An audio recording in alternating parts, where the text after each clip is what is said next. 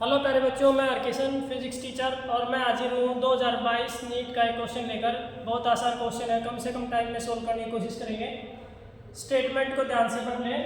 The displacement time graph of two moving particles makes angles of 30 degree and 45 degree with the x axis as shown in the figure. The ratio of their respective velocities is. हमने दो objects का position time graph हमें given है, displacement time graph. मान लिया object A है, object B है, तो इसकी वेलोसिटी को वी मान लेते हैं, इसकी वेलोसिटी को वी बी। तो हमने जो है उनकी रिस्पेक्टिव वेलोसिटीज वी ए और वी बी का रेशियो फाइंड आउट करना है। तो जो पोजीशन टाइम ग्राफ का जो हमारा कॉन्सेप्ट होता है, उसकी स्लोप हमें क्या देती है, velocity. Slope of position time graph gives velocity.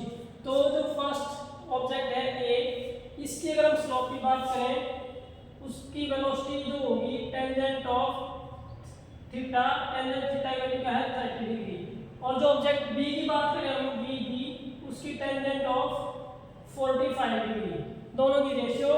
तो टेंजेंट 30 की वैल्यू क्या होती है 1/√3, टेंजेंट 45 की वैल्यू क्या होती है 1। तो ये हमारे पास 1:√3। तो ऑप्शन आपके पास डी करेक्ट रहेगा। ये हमेशा याद रखें, slope of position time graph gives velocity and इसी तरह से slope of velocity time graph gives acceleration.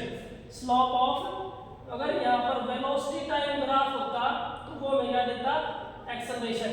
ये ध्यान में रखें। ये